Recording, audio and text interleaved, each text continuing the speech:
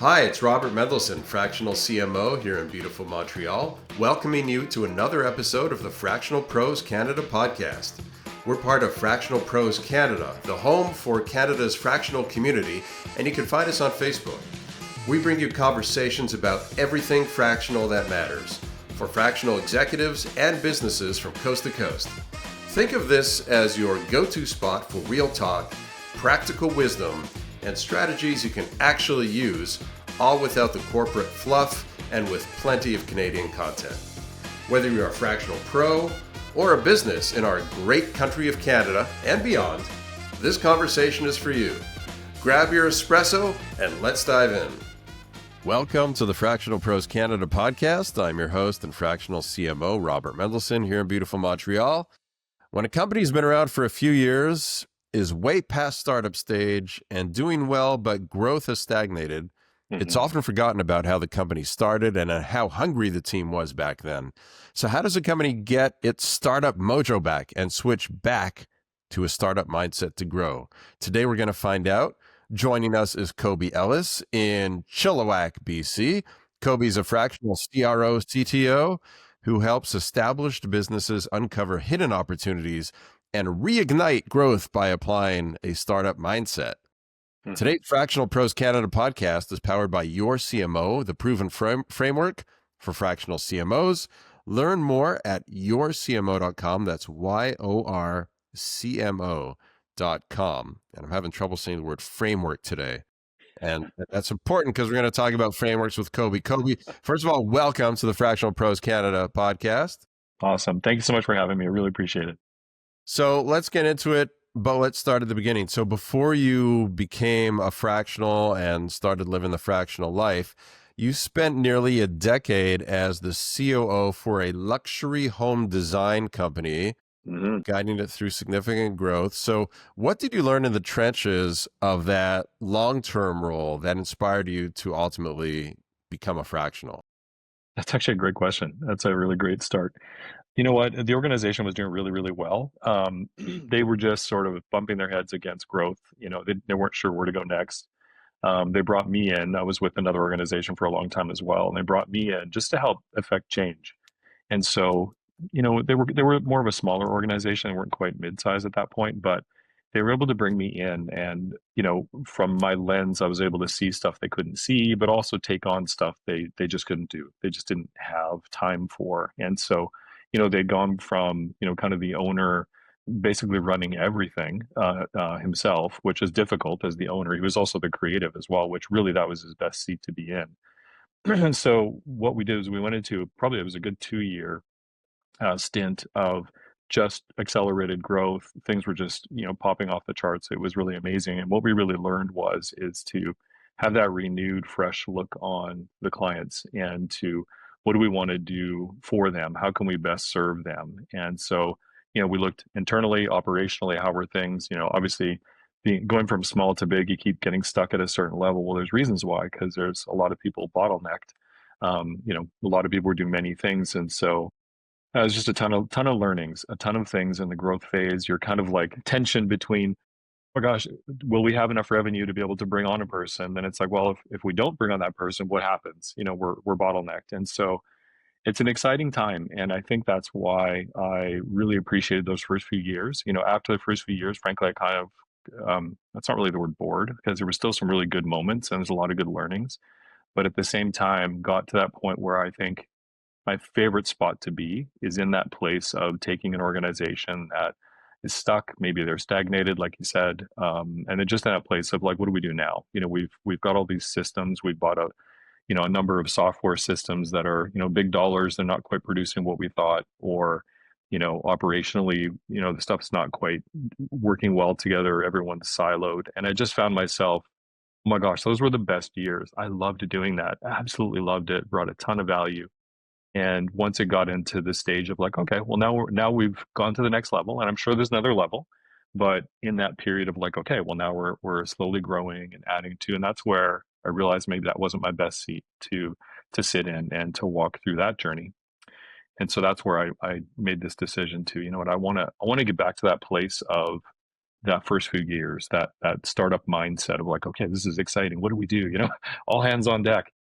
It was so much fun. And then I realized there's a lot of organizations that are like that. And can I help others? And that's kind of the main decision why I decided to do that. So, One of the nice things about getting old, and the list is short and gets shorter as you get older, there's an inverse proportion there, is that you're able to look back on what you did in the past and say, what did I really like? What didn't I like? And then kind of shift your life to do more of what you liked and less of what you didn't like. Sounds like that's what you did. hey, very much so, yeah. And I think, you start to realize, what am I really, really good at? There's a whole bunch of stuff you can be, good at, but then there's the few things that, no, this is where people look back and go, oh my gosh, that was amazing. That was spectacular. You just radically made a shift. Okay, cool. Well, I want to stay in that lane as much as I can. And I've been through the yards, like I'm sure you have as well, where walking through and, growing and leadership and relationships and myself growing personally. And you just get to that place where it's like my greatest value to an organization isn't necessarily sitting in a chair.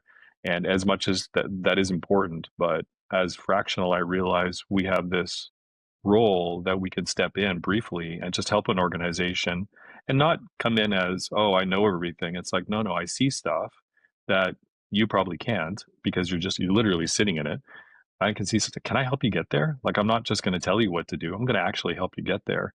And then once they're kind of up and running and things are going well, it's like, okay, you're good. I think things are in a good place now. Okay, cool. Now you can hand off to your team or however you want to do it. But that's the way I see it. But you're right. I totally agree. It's one of those things where looking back, it's like, okay, what am I really good at?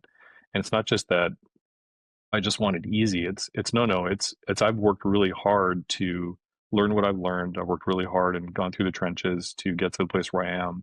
And I realized that I actually know some stuff. I'm actually pretty good at some things. And man, can I help others? Can I share that with other folks? And that's where I see it. So now you work with established businesses. They've been around for a while. They've hit a certain, level of revenue, and they bring you in and they're like, "Hey, Cobi, can you help us get to the next level?" So do you see patterns? Are there signals that you see, common symptoms, warning signs when you come into a company that you see that kind of classify it as this company has lost its startup mojo and is heading for stagnation, or is already stagnation, and you kind of see it, you feel it when you get there, and it makes you say, all right, I know what I got to do? Yep. Definitely, I'm seeing some stuff. Most of where I seem to fall into is on the front end, on the lead generation side.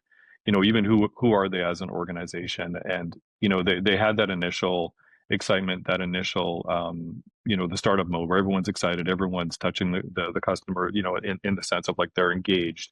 But then they get to a place where, okay, I've added a few people. Well, now there's a lot of people that are disengaged from the customers, and now they're filling a role, which is great, but that it's just not the same. And now you've got a number of people who weren't there at the beginning, and they're filling a seat, and the team is not really sure what to do. So they'll maybe add another person because that person's feeling busy, and you add another person. So I find teams are often, in a startup, you've got, lean and mean. Let's run lean and mean. All hands on deck. Everybody, what are you doing? Clean the toilet, clean the toilet, whatever. And sales team, don't care if you're not in sales, just call someone, kind of thing. They lose it because everyone's got a role, and it becomes, well, I wasn't hired for that. And it's kind of like, it doesn't matter right now. We've got this time where just pick up the phone. You need to call someone. And so they've added to the team, and they think they've done the right thing by adding a lot of people to the team, but that's not necessarily the right thing. And you've got one person doing one job, and their overhead is higher, and they're just kind of fat in a lot of ways. And I've been seeing that. And so I see it right from, I kind of I get the opportunity to see kind of the whole journey all the way through, which is great. And I'll see a lot of stuff on the front end where they've kind of lost their way a little of who they are and what their essence is, because they've gotten big, they've gotten successful, and they haven't really, kept to the original vision and dream and who they are. And then on the way through, they just lose touch. A lot of people get stuck in their roles of, this is what I do. And unfortunately, people are falling through the cracks. Leads fall through the cracks. I was with an organization one time where they were spending a good amount of money on Google ads. And so on the Google ads side of things, the team was, look, I'm generating all these leads. And on the other side, the sales team were very much like, well, there's not very many. And so it was this weird disconnect. All it was in the system they were using, the leads were coming in and they were being flagged as a certain type. And the sales team were not looking at that type. They were looking at a different type.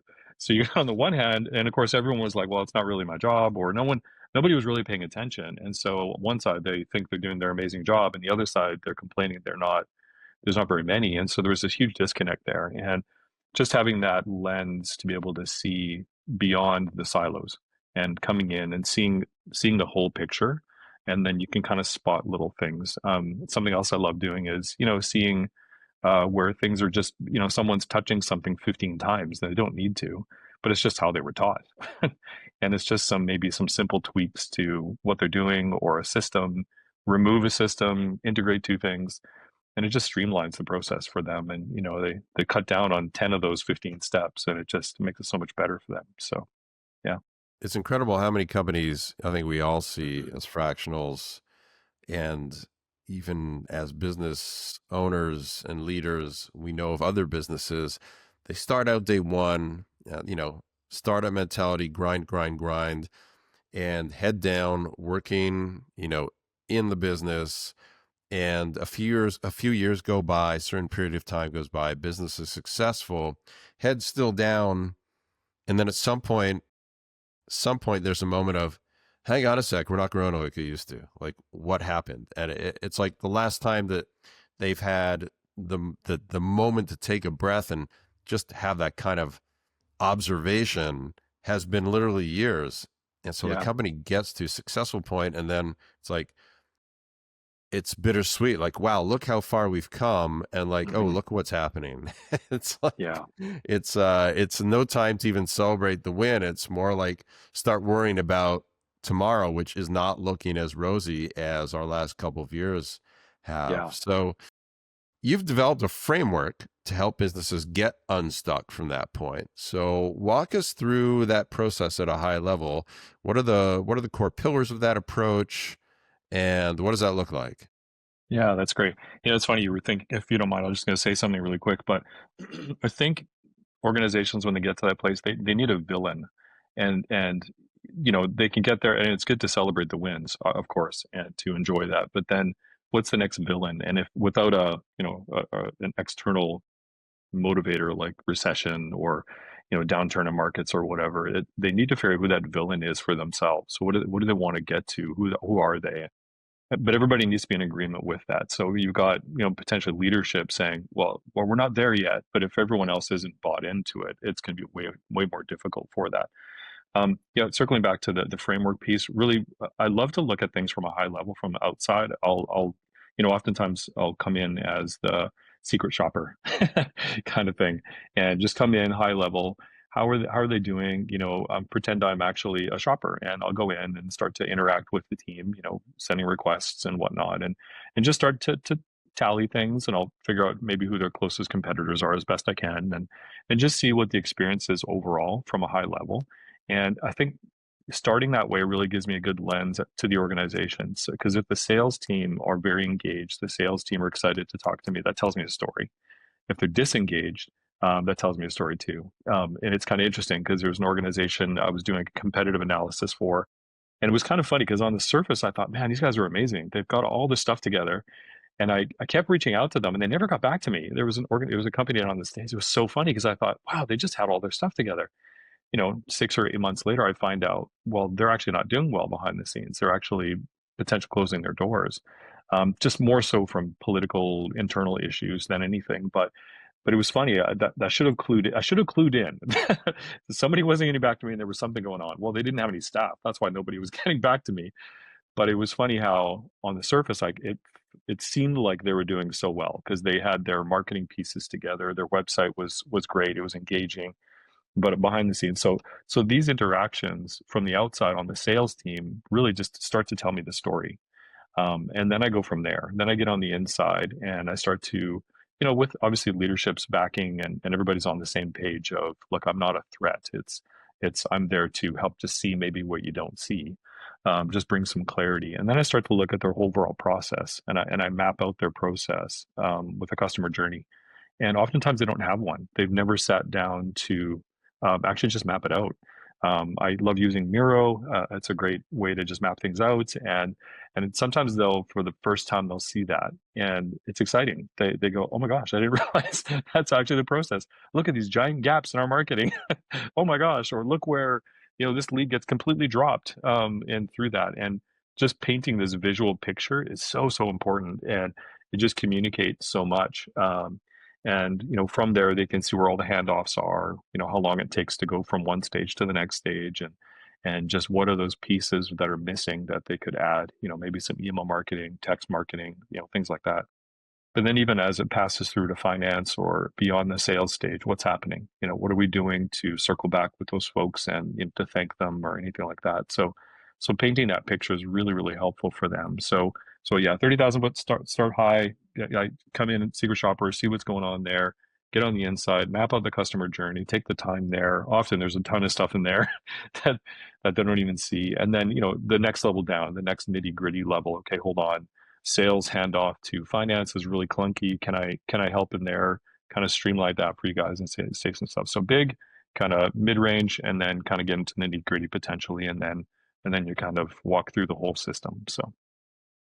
So identifying the operational issues, tactical issues, or lacking activities is the so-called easy stuff. The harder stuff is when you also discover that on top of all that, there's also some degree of burnout or lack of excitement among members of the team. And especially if that's the case, members of the executive team, the C-suite, then you have a real problem. Now you have a people problem. Those are the toughest ones. So have you run into that? And what do you do in those cases? Those are great questions.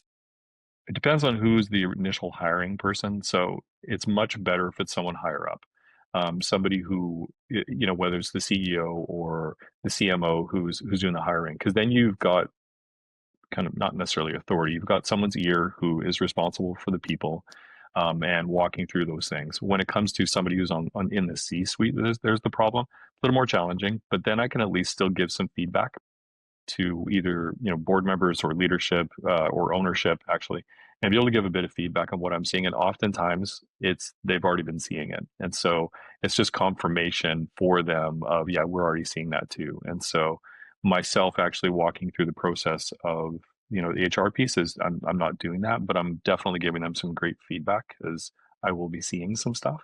And through that process, I just give them that confidence. And I just, I take note of stuff, and I'm not shy to share things, in my opinion, what I'm seeing. But I allow them to walk through that. So it's definitely, as long as we have that open, honest conversation, and they're aware of that, I am going to give you feedback of stuff I see.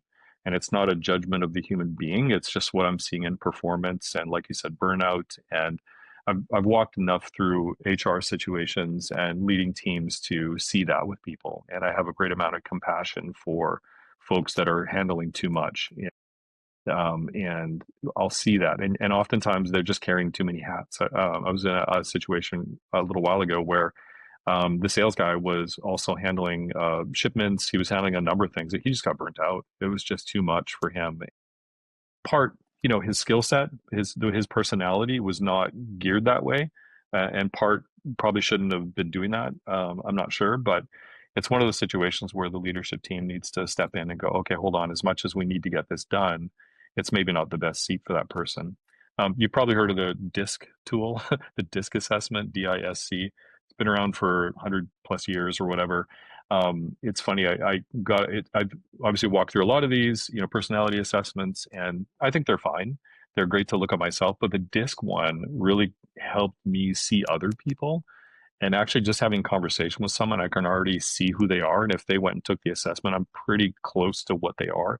And what the value of that is situations like this case where he was doing something that's very administrative. And it wasn't that he couldn't do it. I mean, he could do it, but someone who's just wired differently could do it quicker and faster and connect the dots better. And not that they're a better person, because it's just a different role. So you had someone doing a highly administrative task who's more, on the disc, a lot more inspiring maybe and whatnot. And needed to have a place where he had conversation with people, wonderful with people, great conversationalist. That's where he needed to be. That was his best seat. So DISC I find is an amazing tool. So for actually not, I think the last few organizations we walked through the DISC assessment as well, and that really helped organizations. And I remember one, I was on it was a smaller company, and I was doing a DISC presentation, and I couldn't see him, but I could see his daughter was there. And so he wanted her to do a lot of highly administrative tasks. And so I got all the responses back, and I could see right away she is not administrative. Very similar to my wife, actually. Can do it, yes, but does not love it, doesn't come easy, that kind of thing. So I already knew he was telling me he was frustrated. It's like, "Oh, I don't know what to do. I want I want her to do this, but she's just not doing it." And so we were walking through the presentation, and I got to her style type, and it was her picture and exactly her style. I kind of read it out, exactly who she is. Do not put her admit. It was very clear, like this is her style type. And in the background, he said, "Oh my gosh, I'm so sorry. I Ah, apologize." So the owner was, but he hadn't actually seen the presentation. So when he saw that, it was very clear why he was frustrated, because it was not her style type. Could she do it? Sure. But is she best skilled to do it? Absolutely not. And it was kind of funny because I didn't actually know what, so she was helping part time. She had another job on the side, and I didn't actually know what that was. And so it was kind of funny because in the DISC assessment, it gives a bit of recommendations of what her job might be. And I think one of them was like a counselor. And it actually, that's what she was doing as a job. But he was asking her to do all this admin stuff, and she just couldn't do it, not to the level he wanted. And so that disc tool, I tell you, so handy. I love that it's free for the most part. I think you can find them out there free. But man, it's just so helpful. And that ties in with your question about, finding the people. And I think if I can get in and have everybody do the disc assessment, so helpful. It just, and not that, can they do it? Of course, like you're not trying to pigeonhole people, but they're just not wired that way. They're just naturally not wired a certain way. And I see it the most in admin. I see it the most on sales. You try to get someone who's very admin, high C, which is me. Probably not the best on sales. Can they do sales? Of course, everybody can do sales. But, in terms of long conversations, walking with someone, it's not the best seat. And so DISC is such an amazing tool to help that. And so with that organization, that really helped them see that, especially with his relationship with his daughter. And then went through another organization, a much larger organization. I think we did it with 60 people, 70 people. I can't remember. And so I did it there as well, and similar responses. A lot of people were in the right seats. Not everybody was. There were some people who weren't in the right seat, but it was fun to go through it. And do they make changes? Yes and no. But I think it helps people see. You mentioned the burnout piece, because like that daughter, if she was in that role that she shouldn't have been in, just because of who she is, she would have been burnt out. The relationship might have been fractured.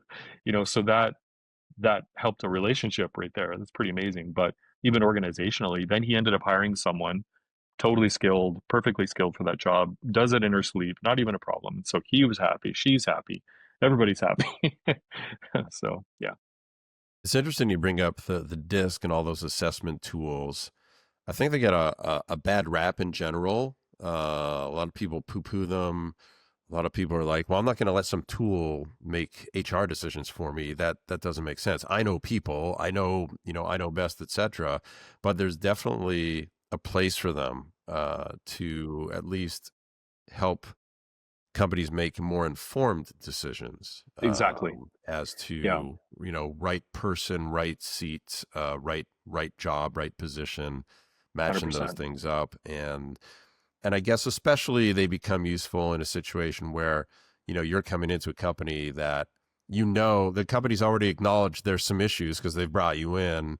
So I guess in that case the company would probably be more open if they never have done them before to having those assessment tools done, because they recognize there can be some value. I remember, I don't know if they still do this, but back in my day, I think it was in elementary school, I think once a year, I don't know if it was a dentist or a dental hygienist or a nurse would come in and, everybody raise your hand if you brushed your teeth today. And, everybody's hand would go up, and then they give you this little pill, and you swish around your mouth for 5 minutes, and then was there a black light or something, and then it would highlight Yeah. all the places where you Right. Yeah. missed Yeah. brushing. It's Yeah. kind of Yeah. like That's right.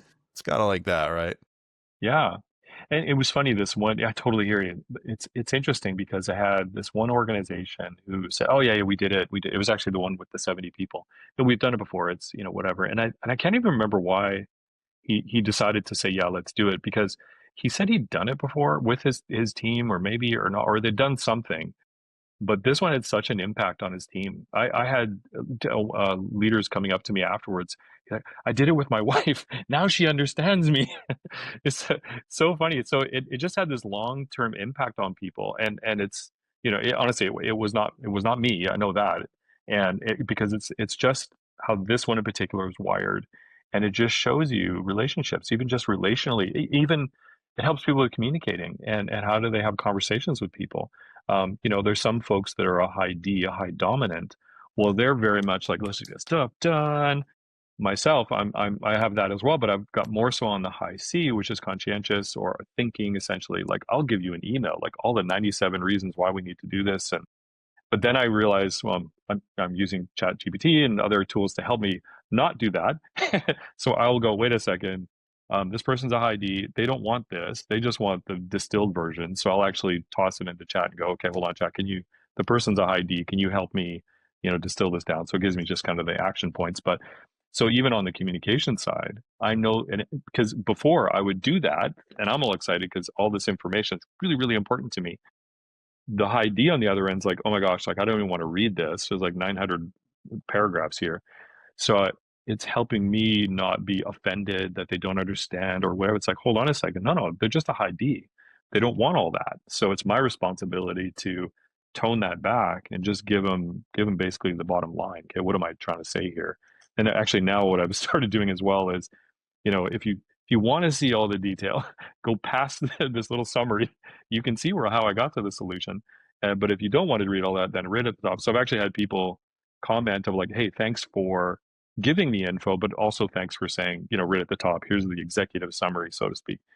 And then, but still giving the details, because then I feel good that I actually gave the details. But I don't bog people down with trying to weed through of like, hey, what in the world is Cobi saying here? Waiting to the big crescendo at the end. It's like, no, I'm going to put that at the top. Here's the bottom line. We need to do these three things, but here's how I got there, kind of thing. So, but yeah, so DISC is, yeah, it's funny because they thought they had done something. They probably had, and in fact, I think they had. They still had them on file somewhere. But when we went through this again, it was just such a simplified way of looking at things. Yeah, and they just found it tremendously helpful, and had so many people come up to me afterwards and just go, "Oh my gosh, I got my wife to do it or my kids," and relationally, we just understand each other better. And so this is the one that I found that actually just is real world uses. We do it all the time. Actually, literally, my daughter said that yesterday. It was funny. We're like, "Hey, what do you think he is?" Just having a conversation. Who it was? There was one person. They know who it is, and they said, "Well, what do you think he is?" Oh, yeah, I know exactly what it is. Anyways, like, well, I think he's inspiring and conscientious, and so it just helps you understand. Oh, okay, that's why they're like that. I get it. Makes total sense. So, yeah, It makes my mind wanders off to couples having issues. They go to a couples therapist, counselor, whatever it is, and they're like, okay, first thing we're going to do is a disc test. Great, which I've never heard of any therapist or counselor doing, and it sounds like that might not be a terrible idea. But then what happens if the results come back and these two people in the couple are completely diametrically opposed? Does it mean that, oh my God, we've made a terrible mistake and we should just split up? Or does it mean now that we understand how, more about each other, we have these insights, now we can more conscientiously adapt to how we're going to interact with each other, communicate with each other? There is still hope. We just need to both, make a little more effort to speak the other person's language. you hit the nail right on the head exactly. So we actually at Christmas time we had a bunch of families over, and it was sort of one of the peaks of us excited about disc. And so they were curious, and so we had three groups of couples go through it. I think one couple wasn't quite married yet. The other ones were married for sure. And we actually didn't have any idea that this one couple was struggling. So they did the disc, and the husband was very passive. I mean, you could tell. But I didn't know the wife was so dominant. And so when it came out, when she did the disc, it's like, wow, I didn't expect that at all. Like very, like you just said, very opposite from each other. But now they have the tools. And so for them, the light bulb went on a little bit and realizing, oh, hold on a second, that's why you're so dominant. And so and it's, if people do it the right way, there's a responsibility on both sides. So I call them ditches. Maybe my car doesn't do it now, thankfully, but cars in the old days where you let go of the steering wheel and it would just naturally go that way because the alignment's off. So we all have our ditches. And so if I let go of the steering wheel, well, my ditch is I overthink things. I get into the weeds. And so beautifully, my wife does not do that. So I'm learning that when I let go of the steering wheel and I'm in the weeds, I pull on her ability to not get stuck in the weeds. And I'm quicker to raise the flag. I go, honey, I'm stuck in the weeds. Can you please pull me out? Because I'll get wound up. I don't know what to do. And because there's too many options. And so I'm learning to be quicker to wave the flag. But so there's several things in there. So there's our responsibility to own our stuff, own our ditch. Like I have to purposefully hold on to that steering wheel to not get stuck in the ditch, and not just let myself go there because I'm wasting people's time and potentially money. Famously, this is years ago, thankfully, I I was, let's see if you catch this. I was spending an entire day researching computer monitors because I was trying to save $20. So I spent the whole day being paid because I was so determined to save that $20. It's probably a little exaggerated. It wasn't the entire day, but I was spending a long time, a stupid amount of time to find the $20. That's one example where I get stuck. So my ownership of my ditch is to not do that and to realize, whoa, whoa, whoa, I'm going too far here. I need to stop. And also to pull on the strength of my wife or other people and go, okay, hold on. I can't see this. Can you just like give me the 30,000 foot level right now? I'm totally stuck in the weeds. On her side, as an example, my wife, she is very much like that, the dad and the daughter thing. She's amazing with people. She could be a counselor, all that kind of stuff. Creatively, it super frustrates her. Computer stuff, literally even where did I put the file? I don't know where the file is. And so for me, it's like, oh my gosh, where did you put it? I'm learning to not get frustrated over seeing that because I realize her style type is not me at all. And she has a responsibility. That's her ditch because she will wrestle with it for way too long and she'll beat herself up for not being able to find where she put the file. And I think she's getting better at just realizing, okay, like my daughters are a lot like me. And so she's quicker to pull on us and go, okay, I don't have to learn this. Just can you just figure it out, please? I actually have no idea what I'm doing. And so there's ownership on both sides. It's my daughter and my wife were very different from each other and they would get mad at each other often. When we finally did the disc, they realized they were very different from each other. And even though they had, go for, come a little bit closer together, try to do a little bit better, but they'll never be the same. And just that, no, and it's not like you have that one revelation and that's it. It's like, no, I got to remind myself or someone remind me because they'll get into tense moments where, my wife is wanting my daughter to do something, but it's so out of her realm of comfortability, and she'll never be my wife. With chatting with people, like easily, whatever, she'll never be that. Can she get better? Sure, but it'll never be the same. And so it's that ownership on both sides. I think it's an amazing tool for marriages. That one couple that I think, now they have that tool and we don't know what they did with it, but they got that realization of like, oh, wow, that's why you're so dominant. Now it makes sense, but also the wife in that case, the dominant one, needs to have some ownership. She can't do that.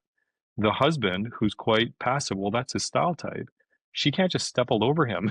She can't just demand an answer in 5 seconds. It's literally in the style type. That style type needs some time to think. They just do.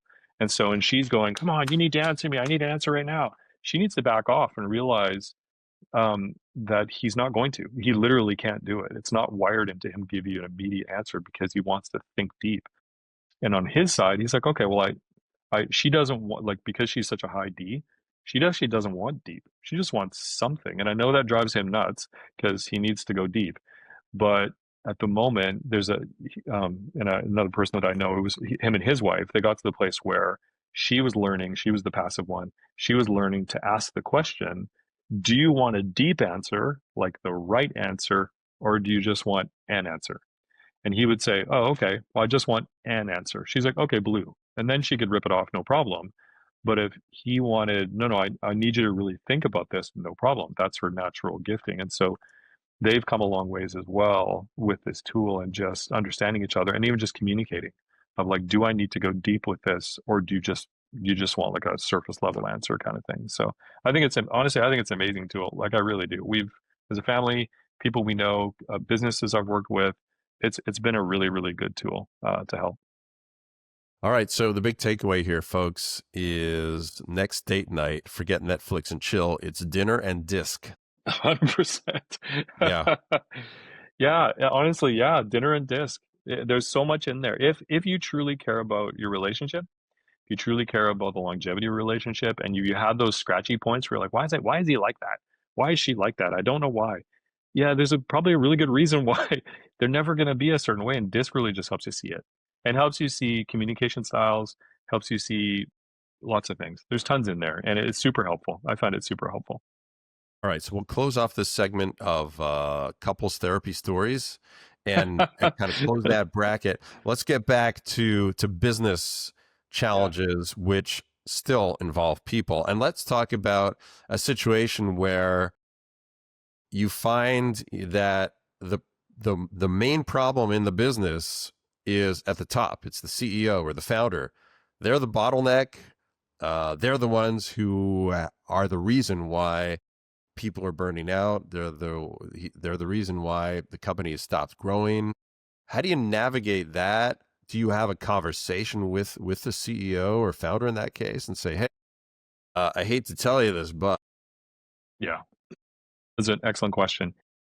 As long it depends on who brought you in. I'm assuming the CEO probably brought you in, and to have that pre-conversation of like, are you okay if I can just tell you the flat out honesty here, because it may not be able to work together if not. And if that person is okay with it, then you've got a relationship there. And it might not be that person, but if they're initially open to it, they're initially open to the honest perspective, then I think that's great. And you have that conversation. And being fractional, I mean, means you're expendable in a lot of ways, right? Like you're not there forever. They're not, protecting your in a lot of ways. I'm not just protecting my job. I'm aware that I'm not on the employee list. I'm a part of the fractional role, and maybe it is a long-term relationship, but not maybe not. And at the same time, I should have that comfortability to be able to say stuff and just say, I think this is what's missing. I think what's happening here. And I think as a responsibility, if my goal truly is to help the organization, and my logo has been around for a long time, but the name Arrow is actually just a Greek word. It just means to elevate, to lift up, to elevate. And if I truly, truly believe that's what I want to do with my company, is to elevate organizations, and it gets to that point where it truly is the leader, and if I'm not saying something, then that's wrong. That's not fair to the organization. That's not fair to the person who hired me. And they're probably not completely the problem necessarily all the time. They're maybe pulling up the strings for maybe their COO or their CFO or something, but definitely have that open conversation. I find being way more comfortable now being fractional than I was before. Obviously, as an employee, it's different. But now I feel that comfortability to say, no, this is what I think is going on here. And if I'm not saying that, I'm not doing my job. That's not integrity. And so it's not comfortable, but at the same time, it's definitely something that needs to happen. And yeah, that's kind of what I think. And if there's other people that, I don't know if they have a board or somebody you can talk to, if you have access to the board, or potentially ownership. A lot of times the owner is the CEO, self-appointed CEO. Sometimes there's partnerships. I was in one organization where there was a partnership, and so it was more of a conversation between the two of them than anything. And it wasn't a full-on "you are the problem," but in a lot of ways they were. They shouldn't be in. For instance, don't be in interviews. They were terrible in interviews. Oh my gosh, it was a 1 hour interview. They did all the talking. Like, oh my gosh, just stop it! You shouldn't be in these meetings. This is terrible. So, yeah, but you just if you have that pre-agreement, it's always really helpful if that's the scope, and have that honesty to talk about things. So, How do you measure the success of a transformation, of a turnaround? Are there any key metrics that you look at? It's not always about sales. Sometimes it's about Not. other things. So what kind of metrics, what kind of scoreboard do you put in place to measure progress of how things are turning around? That's really good. I think I think in a lot of cases, and I have to circle back to the customer journey piece and the KPIs and whatnot. I'm noticing most organizations don't have that. So for me, if I'm able to, I like to say, I administer clarity, I bring clarity. And if I can get to that place where I feel like they can see the dashboard of what's going on, whether it's an Excel spreadsheet, whether it's in a system, whether it's whatever, they're kind of, they have visibility in their business and they see what's going on. To me, that is a metric. They have clarity. Because without clarity, you don't know what you're doing. And you don't know where you're going. You don't know where you've been. You don't know what's happening. And most of the time they're in different the data is there, it's just all over the place, and to get it to the place where they've got like this customer journey, they've got some clarity happening, and it allows them to make decisions. So for me, my biggest one, and where I feel I elevate organizations, is if I can walk through an organization, they've got the clarity, things are flowing smoothly, there's still going to be hiccups, but if I can at least identify the hiccups, but things are flowing smooth, I'm happy. I feel like I've elevated the organization. Now they have clarity. They see what's going on. They can make educated decisions of what's happening, whether they need to, collapse part of the business, whether they need to grow more. Like you said, it's not necessarily always more sales. It's just operationally, they can see where they can do better. They can see the future. Um, uh, I do love the stuff on the front end, the secret shopping stuff. I love looking at competitors. Just recently, I'm actually in the middle of one right now, and I haven't even produced the final result. And there's already two things I just couldn't wait to share. I actually don't like to wait. I just want to like share. And so there's already two items that we've implemented that are already helping. And because there was two big huge things that they were missing out on, and yeah, big huge, sorry, the big huge to me, but they were definitely pieces and elements that they were stuck on, and they were questioning, should we, shouldn't we? When I looked at the competitors, they themselves were lagging way behind. And so huge help just spotting these things, seeing what's going on in their industry, and just some key learnings. And it's not like you want to be the other organization. It's just, what are they doing well? And where are we missing it? Where are we lagging? Are we lagging? That kind of thing. So, in terms of like social media, engagement and all that stuff, every industry is a little bit different. And so that was one of the key metrics. They were lagging way behind their social media, and they used to do well, kind of got laggy, and then now they've circled back and realized they were lagging tremendously. And they were just not showing up in people's feeds. Why? Because they weren't really doing enough. And so they were 6 times behind, significantly behind everybody else that was doing well. And so just to be able to spot stuff for people, bring that clarity to me. Once they've got the metrics, they can see what's happening across the board. They've got the clarity, they've got the customer journey down, and they're happy with it to this point. That to me is that if you walk out of there, everyone knows what's going on. It's good, yeah, to me, and they know what to do next. They've got the pieces in place. I'm not necessarily the big leader to go in and start managing people. That's not me. I'm definitely the one that brings the visibility of what's actually happening under the hood. Really quick story too. Another organization I was working with a while ago, quite a long time ago, I'd gone in there and they'd purchased Siebel. You remember Siebel at all? Yeah, Siebel name is rings a like, bell. Yeah, it used to be of all CRMs. It was right. huge. And so they had gone in and I didn't know this actually. So they were using Siebel and they were frustrated, all this kind of stuff. And they brought in some programmers to help. And I was chatting with the guy and he goes, Cobi, this organization bought like the full package. And I think at the time it was $2 million a year. I forgot what it was. It was some astronomical number. And he said, they're not even using a quarter of the system. And so they went in, somebody sold them this ridiculous system, and they shouldn't have. They were nowhere near ready to buy this monstrosity of a system, and they never ended up using it all. I don't even think they got to half, to be honest. They ended up getting to the place where they just started customizing stuff, and there was all these features and things. They should never have bought that system and spent that. And so to not even necessarily clarity after the fact, I mean, that was pretty clear, but before making a dumb decision, it's like, what? That's actually where my gift really does come in, like looking for the $20 monitor. Well, actually, there's a gift there to go, hold on a second. What do you actually need? What do we want to do here? And that's where the customer journey, it's like, okay, well, we want to talk with people here. We want to talk, kind of like these little blips. Okay, cool. What today? It's amazing. There's not just Siebel. There's all these amazing systems out there and they all do so much. It's like, okay, which one works best for your organization with the least amount of work? And which hits the touch points. And actually, just in the last few months, I was able to help an organization make a decision based on some of my experience working with it and just deciding what do you actually want to do. And they were missing the marketing side, the analytics on the marketing. And so I really helped them make that decision and help them implement it a little bit. And but it was the right decision for them, for that organization. It worked really well for them. So. And have you had clients where towards, maybe midway or towards the end of your engagement, you've made recommendations to them, you've identified other gaps in the company that really they'd benefit from another fractional with different expertise that should come in there? Talk to us a little bit about what that would look like. Yeah, 100%. Actually, I've got a friend who's a fractional CFO.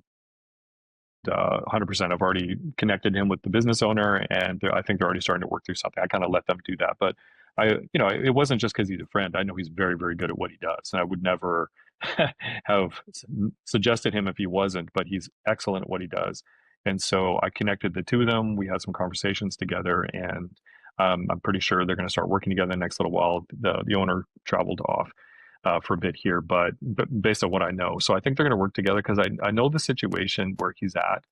He was thinking the owner needs, full-time role, but based on what I've seen, he doesn't need to add another head count.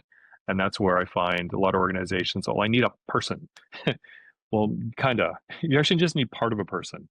And so that's where I said, no, you need this one person that I know I think would work really well. He's very, very good at this one area.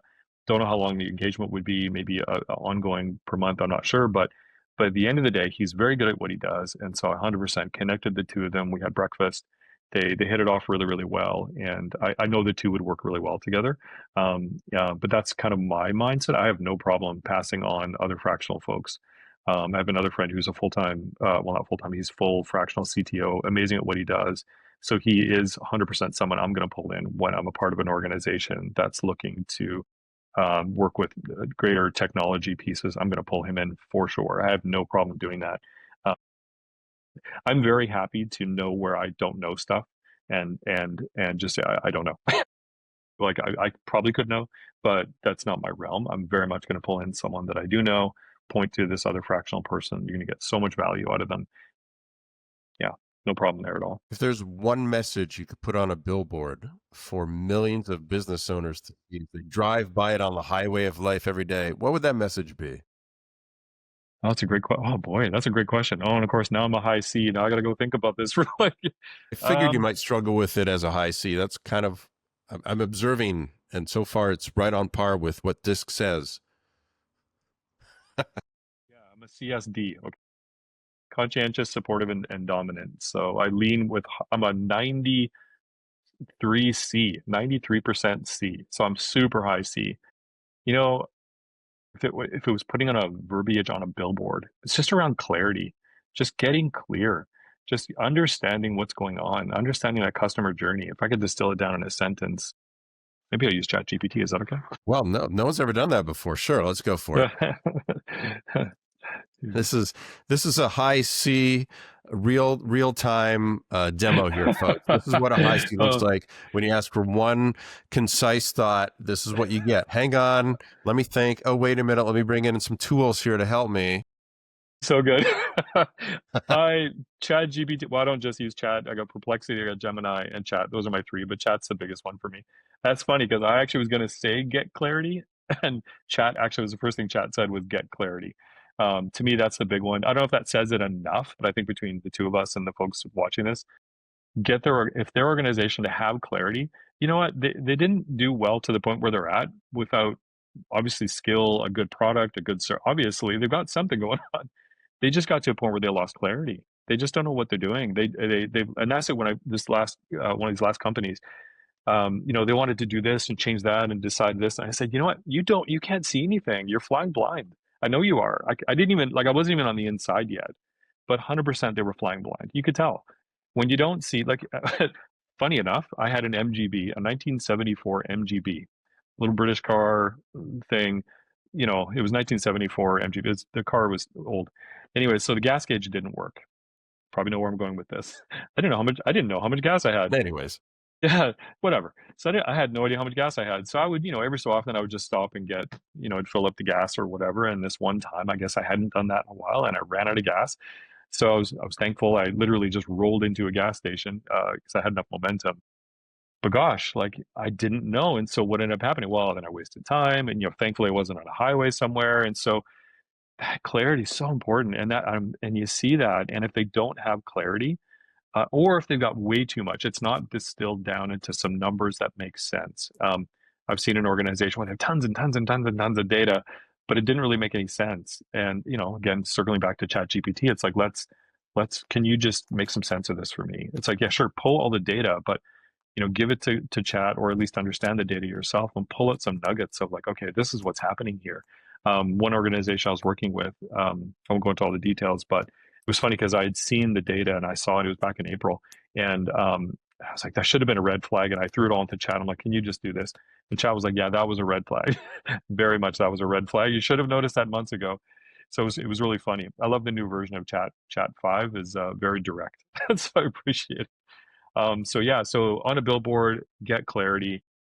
And hopefully people would understand what that means, because if you don't have that clarity in your finances, in your operations, in your marketing, you don't know what you're doing. You're flying blind. It's like having no gas gauge. You don't know how much gas you have. You don't know how far you can go. You don't know what you're doing. It takes a bit of time, but once you've got clarity, then you know what you're doing. You've got the dashboard running. As long as people upkeep it, you can make way better decisions because you can see. Yeah, get clarity. Okay, so just to summarize, Cobi's billboard, executive summary, get clarity, and then everything else below that, a few more paragraphs just to clarify the clarity part. Yeah, 100%. Gotcha. Yeah. All right, Cobi, this has been great. Let's wrap it up. How can people connect with you? They can, if they want to just email me, they can email me at info@aeroconsulting.ca, AIRO consulting.ca. That's also my website, aeroconsulting.ca. I'm also on LinkedIn, Cobi T. Ellis. I'm on LinkedIn. That's usually where I spend most of my time is on LinkedIn. Those are the two main ways they can connect with me, and we can talk clarity. We can talk disc. I love talking disc and things like that. So that's what great. Does the T stand for? Cobi T. Thomas, my middle name. Okay. Yeah. All right. That's much better than my middle name, E, and we'll save that one for another time. All right. Awesome. Cobi, thanks for joining us here on the Fractional Pros Canada podcast. Awesome. Thanks for having me. All right. That's a wrap on another episode of the Fractional Pros Canada podcast.